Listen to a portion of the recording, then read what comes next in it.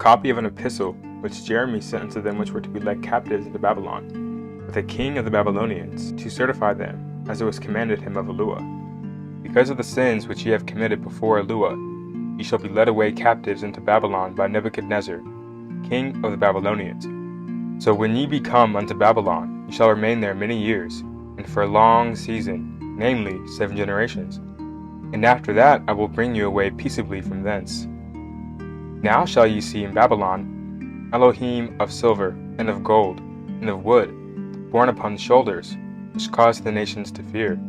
Beware therefore, that ye in no wise be like to strangers, neither be ye and of them, when ye see the multitude before them and behind them worshipping them. But say ye in your hearts, O Yahuwah, we must worship thee.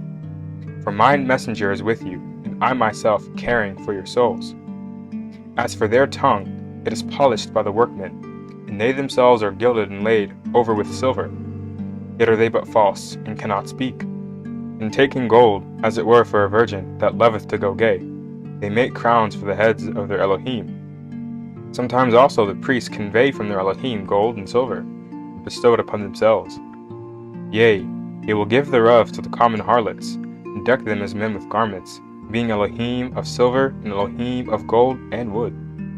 Yet cannot these Elohim save themselves from rust and moth, though they be covered with purple raiment. They wipe their faces because of the dust of the temple, when there is much upon them. And he cannot put to death one that offendeth him, holdeth a scepter, as though he were a judge of the country. He hath also in his right hand a dagger, and an axe, but he cannot deliver himself from war and thieves. Whereby they are known not to be Elohim, therefore fear them not. For like as a vessel that a man useth is nothing worth when it is broken, even so it is with their Elohim, when they be set up in the temple, their eyes be full of dust, through the feet of them that come in. And as the doors are made sure on every side upon him that offendeth the king, as being committed to suffer death, even so the priests make fast their temples with doors, with locks and bars, lest their Elohim be spoiled with robbers. They light them candles, yea, more than for themselves, whereof they cannot see one. They are as one of the beams of the temple, yet they say their hearts are not upon things creeping out of the earth. And when they eat them and their clothes, they feel it not. Their faces are blacked through the smoke that cometh out of the temple. Upon their bodies and heads sit bats, swallows, and birds, and the cats also. By this ye might know that they are no Elohim, therefore fear them not. Notwithstanding, the gold that is about them to make them beautiful, except they wipe off the rust, they will not shine, for neither when they were molten did they feel it. The things wherein there is no breath are bought for a most high price. They are borne upon shoulders, having no feet whereby they declare unto men that they be nothing worth. They also that serve them are ashamed, for if they fall to the ground at any time, they cannot rise up again of themselves. Neither, if one place them upright, can they move of themselves. Neither, if they be bowed down, can they make themselves straight, but they place gifts before them as unto dead men. As for the things that are sacrificed unto them, their priests sell and abuse. In like manner their wives lay up part thereof in salt. But unto the poor and impotent they give nothing of it. Menstruous women and women in childbed eat their sacrifices. By these things ye might know that they are not Elohim, fear them not. For how can they be called Elohim? Because women place meat before the Elohim of silver, gold, and wood. And the priests sit in their temples, having their clothes rent, and their heads and beards shaven, nothing upon their heads.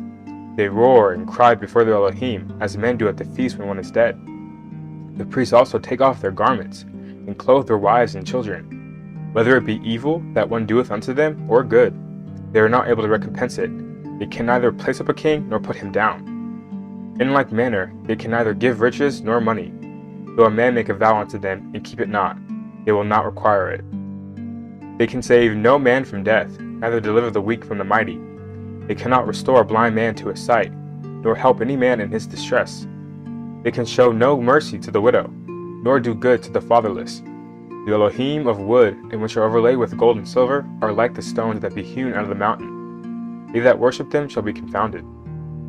How should a man then think to say that they are Elohim, when even the Chaldeans themselves dishonor them? Who if they shall see one dumb that cannot speak, they bring him, and entreat be, that he might speak, as though he were able to understand.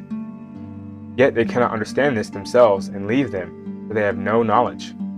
The women also with cords about them, sitting in the ways, burn bran for perfume. But if any of them, drawn by some that passeth by, lie with him, she reproacheth her fellow, that she was not thought as worthy as herself, nor her cord broken. Whatsoever is done among them is false. How might it then be thought or said that they are Elohim? They are made of carpenters and goldsmiths. They can be nothing else than the workmen will have them to be. But they themselves that made them can never continue long. How should then the things that are made of them be Elohim? For they left lies and reproaches to them that come after. For when there cometh any war or plague upon them, the priests consult with themselves, that they might be hidden with them. How then cannot men perceive that they be no Elohim, which can neither save themselves from war, nor from plague?